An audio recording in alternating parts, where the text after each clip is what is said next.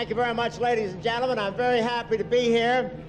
Isn't this some setting? It's nice to be here with you, and it's nice of Abraham Lincoln to let us use his lawn. And what a gathering. President Nixon saw this crowd and said, "My God, what did Agnew say now?"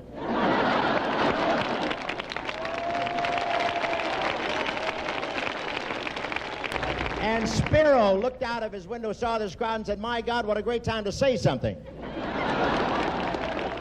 This is one of the greatest crowds I've ever seen, and I've seen a few. And I've never seen such traffic. I drove up here with Billy Graham, and when we hit the incoming traffic, the St. Christopher statue crawled into the glove compartment. This is the most glamorous setting I've ever had. The Washington Monument and the Lincoln Monument. Over there is where they're going to erect the Spiro Agnew Monument. I was going to play golf with the Vice President tomorrow, but I'm not so sure because Spiro said if I beat him on the front side, he'd beat me on the back side. Well, I have to tell you, ladies and gentlemen, I'd like to introduce my next guest, a man who's a great human being, a fine comedian, and a loyal patriot. He loves this country more than any man, and why shouldn't he? He's been in it longer. Ladies and gentlemen, Mr. Jack Benny, right here.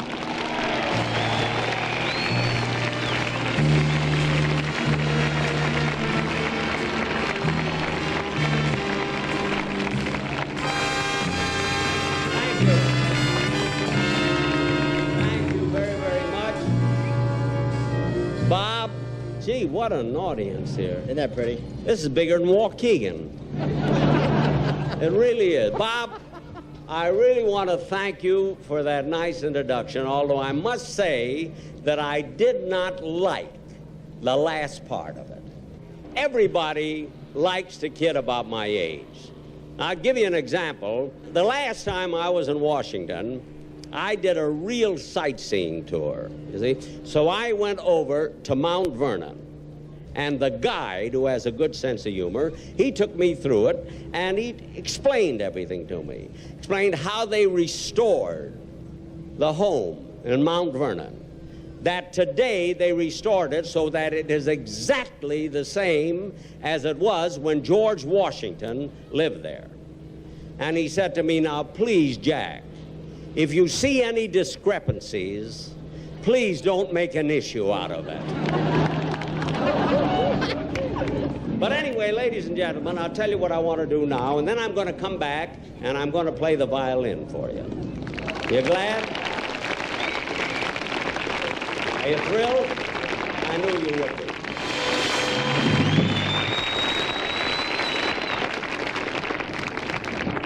Well, I warned you. You're still sitting here. Now this is the violin that I use, ladies and gentlemen, when I give concerts. It's a real Stradivarius violin. It's been in our family for years. My great-grandfather gave it to my grandfather gave it to my father, and my father sold it to me.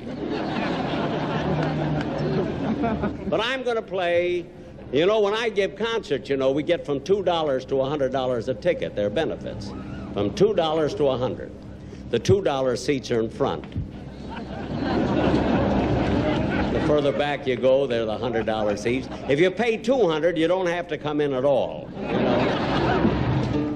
All right, I'll tell you what we'll do. Let's give it to him then, good and hot.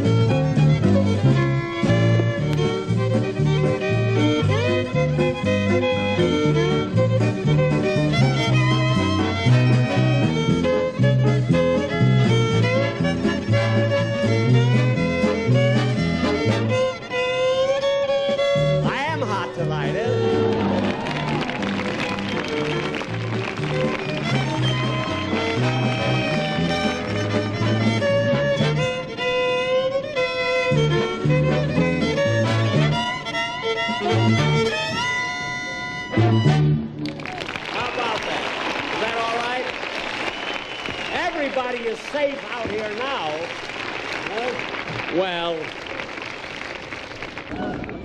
Well, anyway, ladies and gentlemen, now I'm going to bring back your regular master of ceremonies, who is running this whole show and has done the greatest job of anybody. There's nobody living, and I mean this sincerely, that can do a job like this, like my very, very dear friend, Bob Hope. And I'm bringing back Bob. Come on out and take over.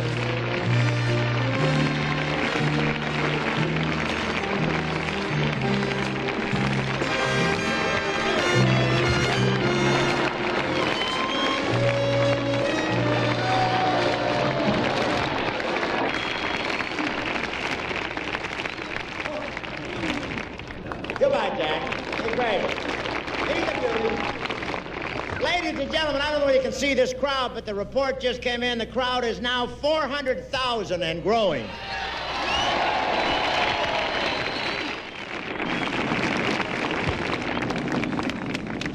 Ladies and gentlemen, I want you to meet one of the greatest clowns in our business, a guy that did a great show in Oklahoma City today and then flew here just so he could appear here.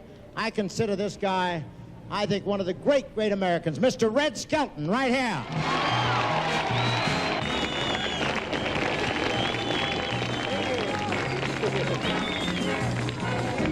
Thank you very much, ladies and gentlemen. Sure take a long time to get around to the funny stuff, doesn't it? Hey, it's a lot of fun being here. As a matter of fact, that's quite a reception there, and I didn't think actually anybody would recognize me. I keep forgetting that we're on television, but coming in back here, there was a group of people. Someone yelled, "Red Skelton's in the crowd," and they all turned around and looked at me. I was so embarrassed. I was sorry I yelled.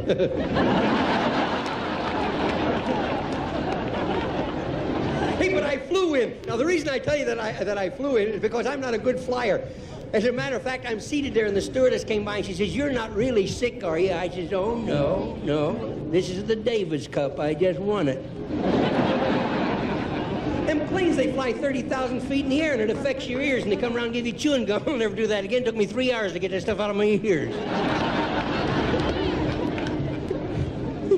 30,000 feet in the air, and they start serving drinks. And I said to the little rabbi next to me, "You going to have a drink?" He says, "Oh, no, too close to the main office."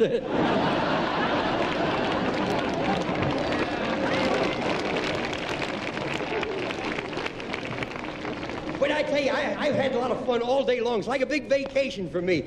I love vacation, but my wife won't go on. I said to her, "You like to go on a vacation?" She says, "No, when I married you, it was a vacation." Well, she didn't exactly say it that way. She says, "When I married you, you were my last resort." That's the way she put it. Hey, but we did have a vacation last year. We went to Europe. And, you know, I always get into trouble when I go places. Nothing serious, but I get into trouble. Like going through customs. This customs officer came up to me and he says, "Do you have anything to declare?" I says, "Nothing." He says, "What have you got under your arm?" I says, "Hair." "What do you got, feathers?"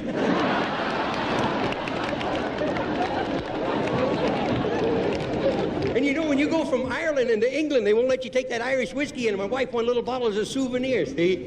So as we're going through customs, the guy says, "What's in the bottle?" My wife says, "Holy water." He smelled it, he says, "That's Irish whiskey." She says, "Good heavens, another miracle."